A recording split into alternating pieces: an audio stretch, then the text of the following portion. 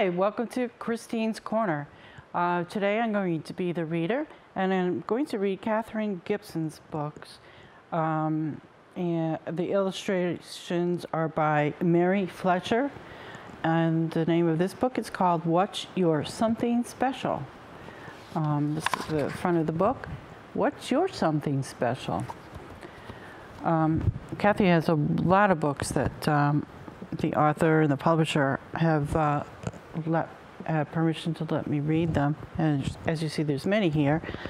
And usually when they order, she said that they get this little doll. It says "I love you" on there. It's usually about autism, the girl with autism. And so what's your something special? Okay. Farmington, Connecticut. And I have to say, a portion of the proceeds from each book sold is donated to the For Children with Love Foundation, which supports children's causes. Visit www.forchildrenwithlove.com. www.forchildrenwithlove.com.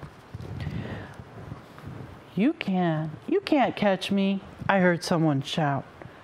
It was the last day of school, and as usual, I was looking out at the other kids playing at recess. I'd often wondered how it would feel like to follow my friends in a chase. What would it be like to climb the ladder or to swing from the monkey bars? I would grab onto one bar as I let go of another, while my feet walked through the air. But I'm not able to run or climb or even walk one step. I'm in a wheelchair. I can't do these things because my legs won't move. They don't move. I skipped a page. I don't want to do that. The bell rang at the end of the day. All the excited children rushed past me down the crowded hallway. They knew that summer vacation would start as soon as they ran through the school doors. You know what that's like, don't you? Right? Running through the halls at the end of school. You might have just started school. While I waited outside for my ride, my friend Beth tapped me on the shoulder. "What's wrong, Samantha?" she said, because we were talking about Samantha. "Nothing," I said at first, but Beth kept looking at me. "I wish I could play with other kids on the playground," I finally admitted. Beth nodded. "So do I. No one plays with me either. I guess they think it's strange that I sit alone drawing all the time, even at recess." I looked up at her. Maybe I wasn't the only one who felt so alone. "Hey, Sam," she said, "do you think we could spend some time together this summer?" "Sure," I said quickly. "Great, gotta go," Beth shouted as she ran for her bus. Have you felt like that? You've been all alone and no one would play with you? If you've seen someone like that, maybe you could go over and say, "Hey, do you want to play?" When my mom came, she lifted me into the back seat of the van. "So how's my special kid?" Mom asked. "I don't want to be a special kid anymore," I grumbled. "That just means I'm different. I'm special for what I can't do. I can't walk. Everyone else is special for what they can do. I just want to be the same as everyone else." Mom wrapped her arms around me and held me close. "Oh, Samantha," she whispered, "just like everyone else, you are unique. When you find the something special that you hold inside, you'll also have the key to share it with others." Circus is in town. Have you been to a circus? It's lots of fun, isn't it? On the way home, Mom glanced at me now and then in the rear view mirror. Finally, she said, "Samantha, you may never walk, but there are so many things you can do. You have a wonderful imagination. That's why you can write such beautiful poems and stories. That's something very special about you. Your family, friends, and teachers can help guide you, but only you have the key within your heart to make it happen." "Okay, Mom," I murmured, staring out the window, but I had heard it all before. When we turned the corner, I saw a huge billboard that made my spirits soar. Mom, look at that! A circus is in town! I've never been to a circus before. Please, can I go with Beth?" I asked excitedly. "Well," Mom answered slowly, "I'm not so sure if, well, okay. I would be happy to take you and Beth to the circus." That night, I called Beth. She was so excited. It was all we could do, all we could talk about for days and days. Finally, it was the big night. We sat under the circus tent, eating pink cotton candy and nibbling fresh popcorn, waiting eagerly for the show to begin. The lights dimmed and the music came up. The ringmaster thundered, "Ladies and gentlemen, the most amazing show of the century is about to begin." So many things began to happen at once. Clowns with huge feet frolicked and tumbled. A glittering performer stood gracefully on a horse galloping around the ring. There were trapeze artists flying over my head. Then the ringmaster announced, "And now for the most magnificent magician ever to dazzle your eyes." A mysterious man swirled his silk cape, and a fierce-looking tiger leaped out of a cloud of smoke. A second later, the tiger vanished, only to reappear in the center ring. We watched wide-eyed as one spectacular act after another took place. And see the big circus with all the people and the horses? Wow, it sounds like a lot of fun, doesn't it? You've been to a circus? If not, you should go to a circus. It's a lot of fun. When the show was over, the crowd poured out into the cool night air. I was surprised to see the magician performing outside. A small group had gathered around him, but he looked past them when he saw Beth wheeling me toward him. He bent down and asked, How did you enjoy the show?" Beth giggled with her hands over her mouth. I said softly, "I believe in you. I believe in your magic. Can I be in the circus one day?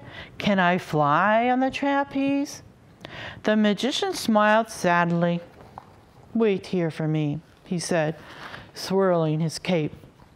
He lit up with the bright sparks of color. Then he disappeared into a puff of gray smoke.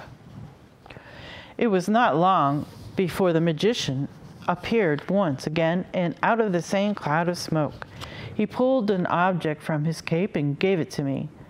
"Sunglasses?" I asked, a little disappointed. "Are they magic?" "No," he admitted, "but they can help you to see what you have never seen before." "I don't need any help seeing," I grumbled. "At times we all need help seeing," the magician said mysteriously. He slipped the glasses over my eyes and began to recite these words. "When you find your something special, you'll know it right away.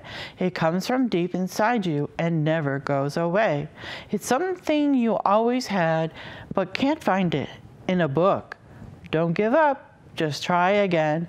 Take another look. There is a special gift that only you can share.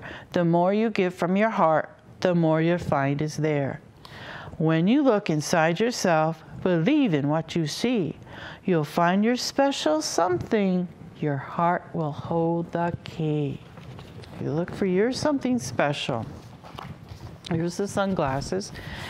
The special glasses that she's wearing. And she's looking for that something special. Then he swirled his cape around him and was gone. On the way back home, Beth chattered excitedly about the magician. I sat quietly hearing the magician's words playing in my head like a song. Did I have something special? If so, what was locked inside of me? And where was the key? When we pulled into Beth's driveway, we hugged and said goodbye. As we drove away, I slipped on the sunglasses and closed my eyes.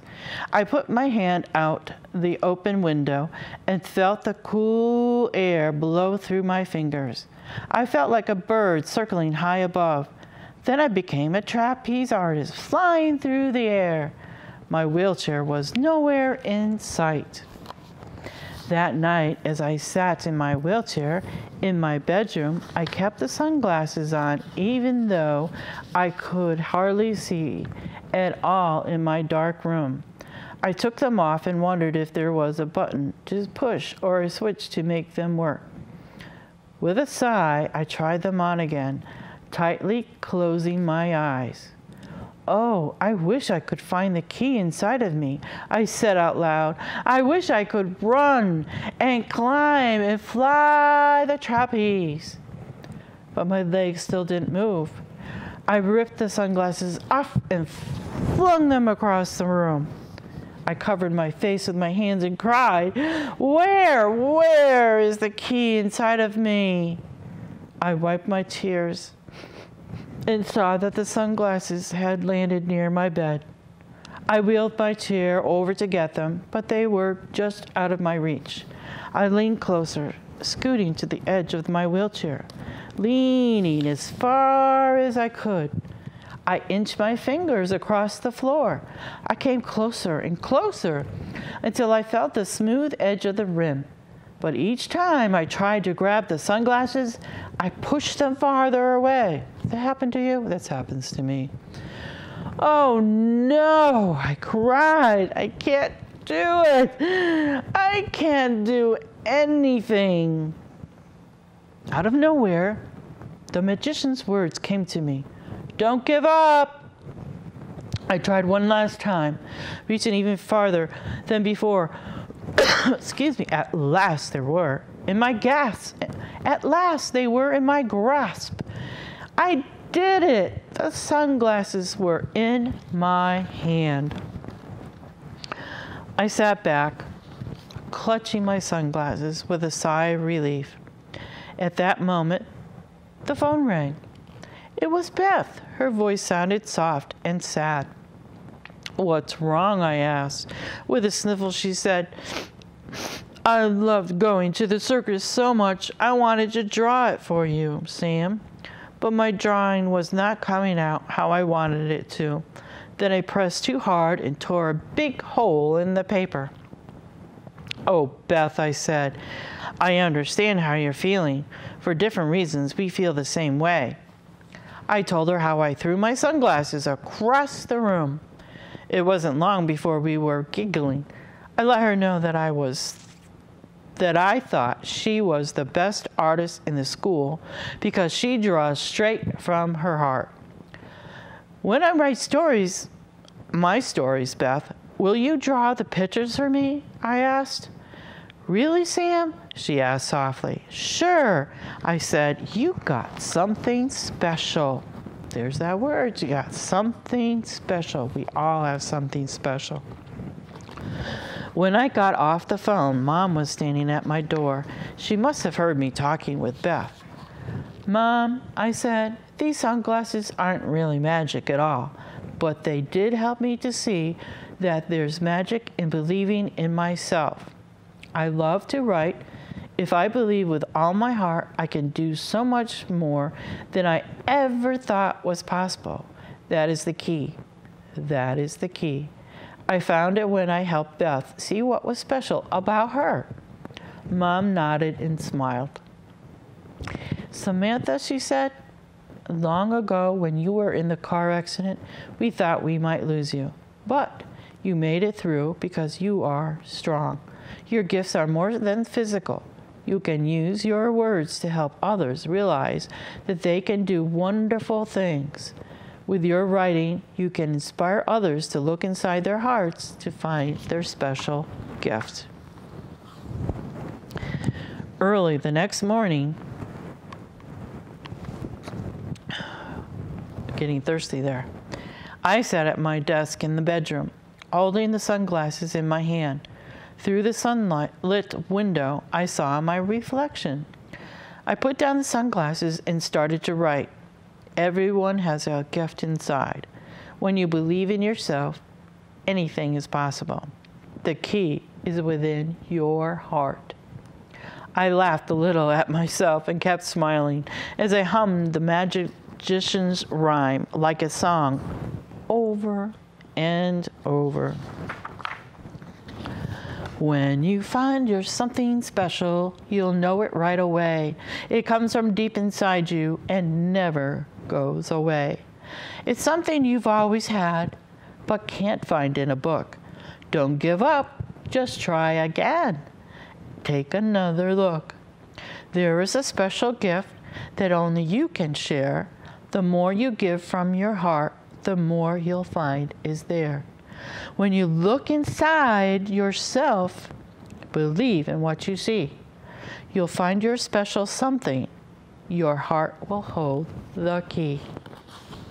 Now, this is true for anyone, small, big, adult, teenage.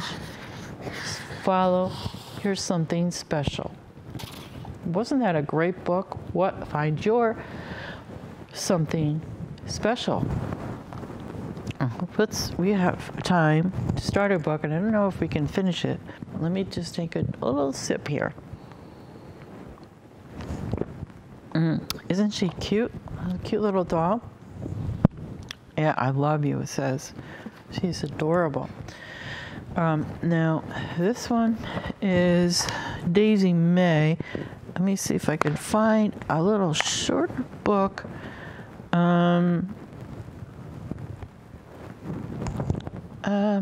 But we'll start it. This is Daisy May Finds Her Way. And it's written by Katherine Gibson and Michael LaChance. Illustrations are by Christine Cancelli. I hope I said your name correctly. Forgive me if I didn't. It's for Children with Love Publications, Farmington, Connecticut. A portion of the proceeds will go to the For Children with Love Foundation, which supports animal causes. Also, and children. Boom, smash, crash. Watch out, called Renee. Renee and Maria were on their way to school when one of the trash cans that cluttered the sidewalk in front of them tipped over and clattered to the ground. The girls watched a skinny dog scrounge for scraps from among the scattered litter. Ah, she's so dirty, and you can see all her bones, said Maria.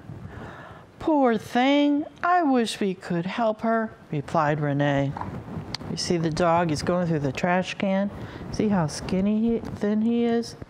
Oh, poor little guy. Just then, a schoolmate, Butch, dashed up and grabbed 2 trash can covers.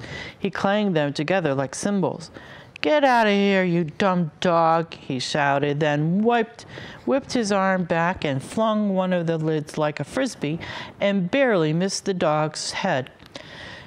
She skittered away, her tail between her legs. Aw, that was miserable. That's terrible. Hey, what did you do that for? Renee said angrily. Butch sneered. It doesn't even look like a real dog, more like a chicken. He flapped his arms and clucked. Maria rolled her eyes and tugged Renee's arm. Come on, we're going to be late for school. This year, Renee's class was on the 2nd floor, okay? She watched in and sat down in a chair next to the window. All the seats were taken except one next to her. The bell rang and Mrs. Kisco shut the door. "Good morning, everyone," she said. Knock, knock, knock. The class was interrupted by loud banging on the door. Mrs. Kisco pulled the door open again. There stood Butch. "You're late on the first day of school. Do I have to send you to the office for a tardy pass?" Several students grinned and a few giggled. Renee saw Butch quickly hide a smile just as he tucked his chin and dropped his head. "Please don't," he said in a sad voice. "I'm only late because I was helping a lost dog cross the street." Mrs. Kisco said, then friendly pointed to the empty chair. Butch walked over and smiled as he sat down next to Renee. She crossed her arms and just glared at him. All that day, Renee had tried her best to avoid Butch. Finally, the last bell rang. Everyone washed out except Renee. She carefully put her books in her backpack. Just as she finished, there was a loud laughter and shouts outside. She glanced out the window and saw Butch and his friends standing in a circle, chanting, "Get her, get her! Help, yeah!" Out of the circle raced the skinny dog. "Hey, stop it!" Renee banged on the window. "What's the matter? Did something happen?" asked Mrs. Kisco. Renee didn't answer. She was already gone. When she reached the playground, everyone was gone. Renee snapped her fingers and thought to herself, "Gibson's Cove," and off she went. Most of the kids were there swimming and having fun, but there was Butch. He stood in his favorite spot, barking orders, telling everyone what to do. Renee was out of breath and could hardly speak. She stomped over to the side of the bridge, took a deep breath, and yelled, "Butch, you big bully!" The cove went so quiet that even the frogs stopped croaking. Slowly, Butch got up and walked over to her. "Oh, I guess you saw me playing with a dog again, huh?" "Leave that dog alone," she said firmly. Butch chuckled. "What are you going to do about it?" Renee clenched her fist, scrunched her nose, turned, and walked away. Butch just laughed as he watched her leave. Too angry to go home, Renee walked to the beach where she had last seen the dog. She pulled the granola bar from her backpack and opened it. Soon, she heard a rustling from behind the bushes. Out popped the head of the dog. Just then, Maria arrived. "Hey, do you know who this dog belongs to?" Renee asked. "It's no one's dog, and she's scared of everyone," Maria said. Maria inched closer to the bushes, made kissy sounds, and called, "Here, Daisy. Here, Daisy. Here, Daisy." But just as she got close enough to touch the dog, Daisy May's head popped back into the bushes and was gone. "I've been coming here every day with Trees, but she's still afraid of me," Maria sighed. "How did you come up with the name Daisy May?" asked Renee. "Because she reminds me of a flower. She's always popping up and making me smile. We need to find who she belongs to," said Renee. Maria nodded. "We can try, but I don't think she has anywhere to go." The next day at school, Mrs. Kisco, who had also noticed what happened on the playground, stood in front of the class. "Today, we are going to talk about kindness. We need to be kind to ourselves and our families and our pets. Now, who likes animals?" All the kids raised their hands except Butch. Mrs. Kisco asked, "Butch, don't you like animals?" "Nah, my dad says pets are for sissies. He doesn't like animals, and I don't either," said Butch. "I am sorry to hear that," said Mrs. Kisco. She turned to the class. "Whether we like animals or not, we should never abuse or hurt them. Animals can't speak for themselves, and they can't tell you if they are hurt. If you see an animal that needs help, or if you see someone hurting an animal, you should tell someone. Just because you don't like something doesn't mean it's okay to hurt it. Leave the animal alone." When the bell rang and the class was dismissed, Butch stormed out. "Renee, do you want to come over to my house and meet my dogs?" asked Maria. "Sure," Renee replied. When the girls walked into Maria's house, her dogs rushed out over with their tails wagging. One jumped up on Maria's belly and licked her cheek. "Yuck, she laughed. "This is Cinnamon. And that's Luke," Maria said between giggles. Renee hugged Luke, who kissed her over and over. She was thrilled. All her life she had wanted a dog. Where did you get them? Asked Renee. They are rescue dogs. We saved them, replied Maria. What do you mean? Asked Renee. Some animals don't have a home like Daisy May. If they're lucky, the animals are found by someone like my mom, who works at an animal shelter. They've been trying to rescue Daisy May, but she's too fast for them. If she would like them catch her, she would get a bath, food, water, and a safe place to sleep. Do the animals stay at the shelter? Asked Renee. No, the animal shelter finds them forever homes. Maria's eyes grew wide. Hey, I know. Why don't you adopt Daisy May? She asked. Renee smiled at first, but then looked down at the floor. I can't, she said. My dad is in the Marines and me move around a lot. So my parents said it would be too hard to have a pet. But I would love to, said Renee. The girls went outside and sat on the front porch. They could hear loud, angry voices coming from next door. Uh-oh, said Marie quietly. I think Butch is in trouble again. You know Butch, Renee whispered. Yeah, he's my cousin. Suddenly, the noise stopped. Butch stormed out and slammed the door behind him. He walked up to the girls, grabbed Maria's hand, and yanked her to her feet. Come on, I'm going to Gibson's Cove, and my dad says I gotta take you with me. I didn't hear you. Renee watched them walk away and felt sad. She thought she understood now why Butch never seemed happy. I only have like 1 minute, so I'll have to just read the end. It says the next day the town was at Gibson's Cove to celebrate. Butch walked over towards Daisy May. She hid behind Renee's legs. He pulled the dog treat from his pocket, knelt down, and put his hand out. Slowly she sniffed the treat and took it. Butch asked, Can Daisy May come and sit with me on the bridge? At first, Renee wasn't sure, but then she saw something on Butch's face that she had never seen before. A smile. Renee hugged Daisy May and handed the leash to Butch. They went up and sat on the bridge together, watching over the swimmers and keeping everyone safe. Daisy May had found a home, and Butch had made a friend. Isn't that a perfect ending? Thanks for listening and tuning in to Christine's Corner. And I'll see you again next week. Thanks for tuning in. Thank you.